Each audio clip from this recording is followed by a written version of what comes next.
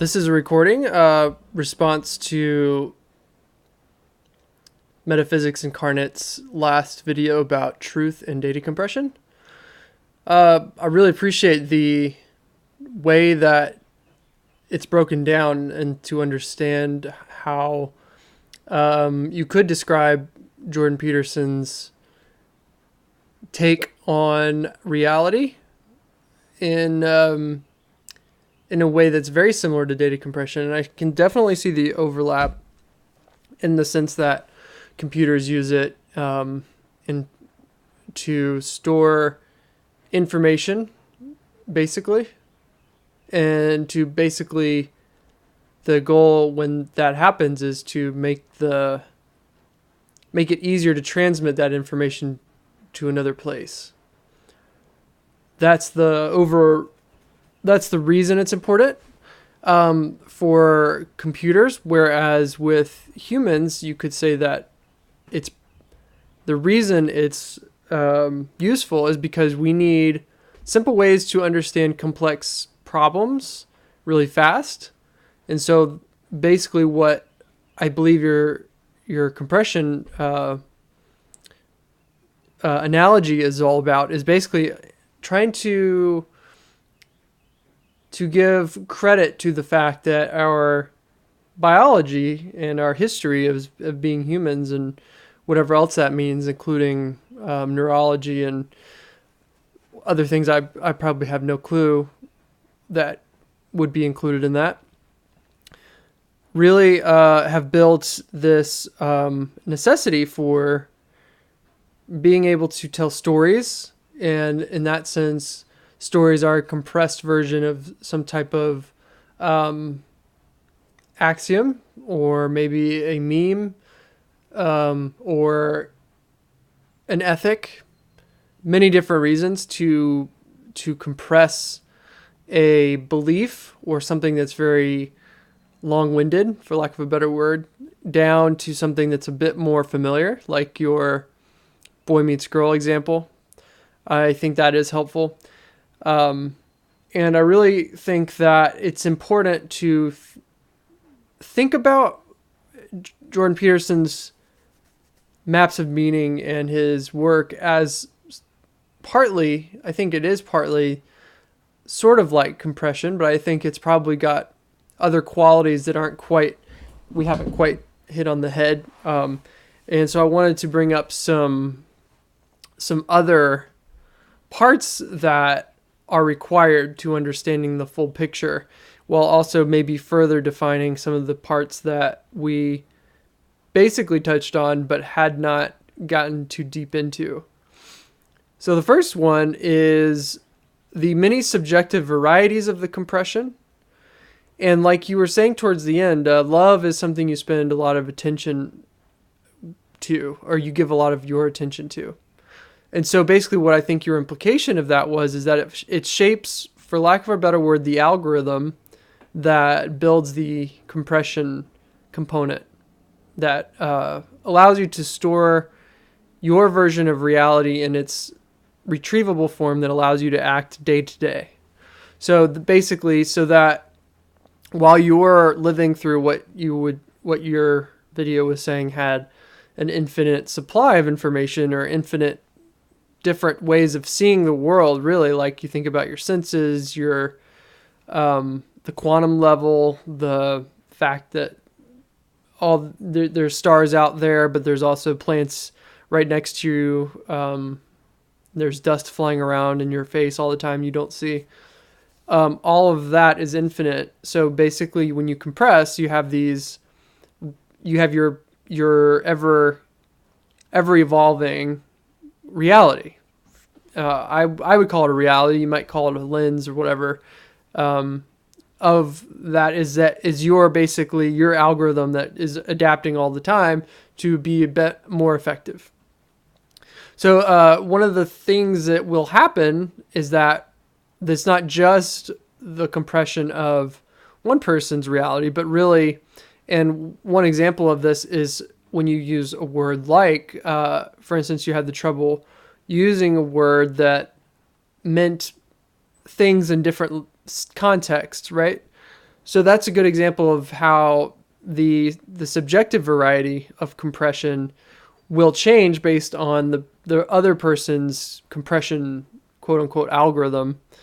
So you had some problems with saying the word lying, which in this context, in the Jordan Peterson context of this truth-seeking idea, for it just means lying is basically adding noise or throwing like a stick into the tire of a bike or something like that. Basically, it causes problems for the compression, and that's the underlying hypothesis. Again, for lack of a better word, the underlying, I guess, thesis of what you're talking about here is that you're saying, and that an efficient compression algorithm works better when you take as much of the compression out of the equation, and which allows your reality to be shaped more accurately based on the stimuli that are around it. So that I think there's a case for that in many different forms, but there's also a case against it too. That because I mean the evolution speaks for itself in the fact that we've survived this long due to some of these algorithms and compression. But I think we are getting to a point. It's very theoretical, and definitely don't really have much experience beyond listening to podcasts and that sort of thing. But it does seem like with the increase in exposure to more information at a high volume and high frequency, and not needing to survive and focus on things like food when someone else is taking care of that for us, and basically just having our needs met, we are able to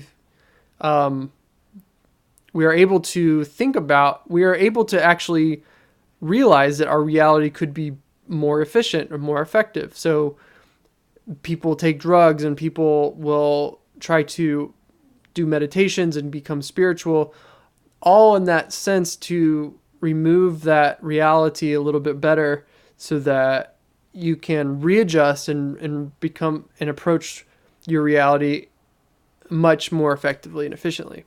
So that's my first point, and I would love to hear your comments on that, because I don't think it's just lying that could make our compression algorithm more effective. I think it could be also other things that would help that. It also, with that said, I think, I just want to make sure we see. Okay, well, this goes into the next point, really. So the next point is decompression, which is the idea of so if compression is partly the you formulating a reality to see the world in a way that allows you to operate within that world effectively and efficiently.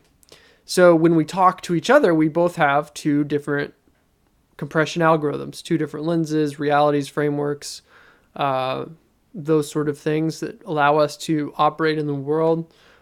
So when we try to exchange information, you're using another set of tools built on top of that compression algorithm, and they work together simultaneously. That's where language comes from. And then, like you were talking about the history of the English language, when you use the English language to tell someone something, you're compressing your ideas into concise, or not concise necessarily, but into thoughts where you're trying to summarize that infinite number of possibilities into a string of understandable words.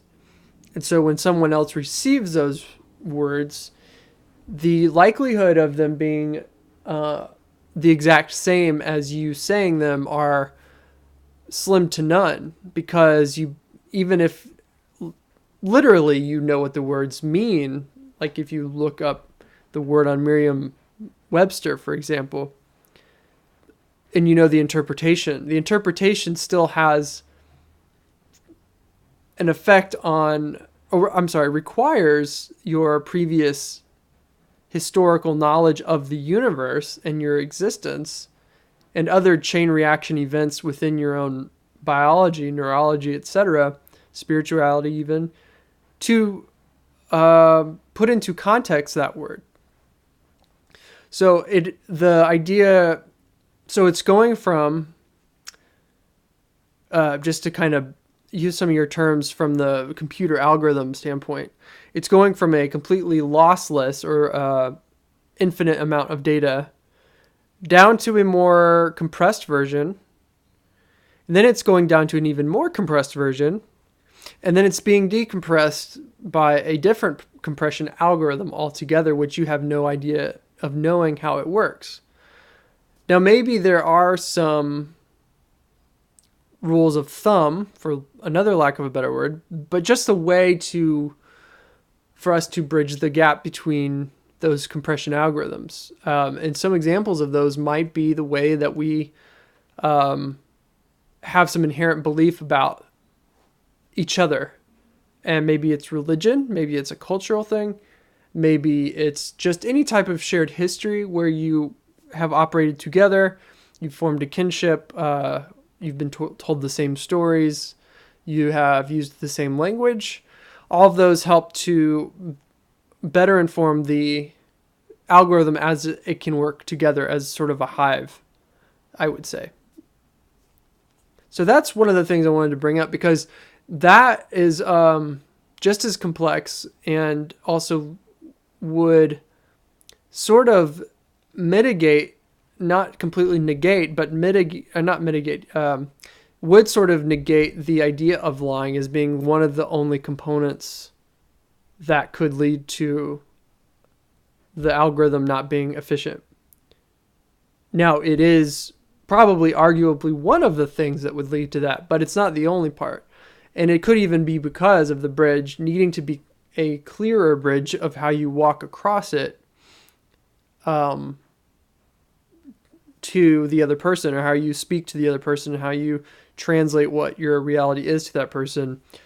That is part of the whole process that could be corrupted. Corrupted is also a good word to use for compression, because of the that's also used quite a bit in computer talk. So having that corrupted data being passed through, it kind of goes back to you have the subjective view of reality, which is the person, but you also have these meta compressions, maybe, or not compressions, but the bridge, or maybe the bridge itself is some sort of, and maybe there's not one, maybe there's multiple. Those in themselves are infinitely possible, that you could have a spiritual overlap with someone, a religious, a cultural, a linguistic overlap that just makes things easier, a gender overlap. Those sort of things those are all different bridges, for lack of a better word, that could allow these compression algorithms to work or also be corrupted. So maybe what Jordan Peterson's saying is that with all of these decompression processes and compression processes, that when you pack something into that compression and you did it in a way that would, again, for lack of a better analogy, like turn the road sign away from the bridge so that you can't cross it effectively to get to the other person. It's almost like when you are falsifying the data that you know to be true, you are turning that signpost to the wrong bridge, and so it doesn't cross effectively, or it is misinformed. So the problem I have with that is, how do you know that because you have made it harder to cross that bridge to someone else, and maybe that someone else is also yourself, because maybe we're talking about that meta compression, or your subjective variety of compression, then what you do is you make it harder to build those bridges with someone else. And so therefore you feel some sort of guilt or some sort of sense of loss because you know that in order to see this through, even if you believe it is the truth, you may sacrifice something that, whether we know a better way to describe it or not, is something that could cause you to lose, I don't know, a bridge with someone or something else. Since we don't really know all the different options, we'll just say that it's sort of like another person, right? So that's sort of where I could see the case for it the best, but I don't necessarily see how we know that that's the case, because even like the only way we know that it's wrong, quote unquote, wrong to do something, I think wrong is probably the incorrect word to use. Something that triggers an emotional reaction to how you have interpreted a reality and it became aware to you in your consciousness. Even if you aren't sure of it right away, but maybe you dig and you feel like, why am I feeling this way? What did I do to think this? Why am I feeling so crappy about myself? And you're asking that over and over again. And there's things that you know if you changed would make life better. And so here's the problem that is built into this, is that we somehow know what would be right to make us better. And so I think that's sort of the inherent flaw in how, if you want to say you're falsifying information to go into this algorithm, it's, well, how do you know it's false? That's a subjective rule. So the subjectivity of it needs to be balanced equally with the truth of whatever objectively could be better. So I'm not saying that there is a quote unquote objective capital T truth that we know innately. However, I am saying that there are truths that you have to be incorrect about believing in order to discover. So it does require a balance. And there's also, I think, there are things you know, there's things you know you don't know, there's things you don't know you don't know, and then there's parts of the universe that are incomprehensible. Okay, so let's move on to the next part. And I'd like to hear your feedback on those first two. The next one is, so what would beauty be? And we've talked about this before. I think beauty in this situation is that infinite space that, without much compression, allows for a more honest approach to understanding how we feel about something. So allowing that, like, again, these are emotional reactions we're relying on most of the time to sense the truth that we need to make these algorithms efficient. So beauty might be one of the things that is more pure. And beauty not just being the aesthetic quality, of course, but the idea that why we appreciate aesthetic quality is that we see something in it that we as beings have nurtured and grown an appreciation for over time in history. So maybe that's all that is the us appreciating the rawness, the unaffected by us version of reality. I'll leave that one there. Let me know what you think about that. So for love, I am interested in what your approach to this is, because I think we might be the only, and it's also interesting you're reading the two books, which I'm about to bring up, two different ways to think about this. Love as in one of the most important attributes of humanity and what your attention goes to, but also you said you were reading a book about language, and I think our language might be one of the very few languages that doesn't have more than one version of that word love in there. So it'd be interesting to know why that's the case, because we do use love in a variety of ways in the English language, but we don't really have as many other interpretations of it as we could. And I think we might need to think about that. So I'd love to hear your feedback. Okay, that's my response. Thanks for the videos.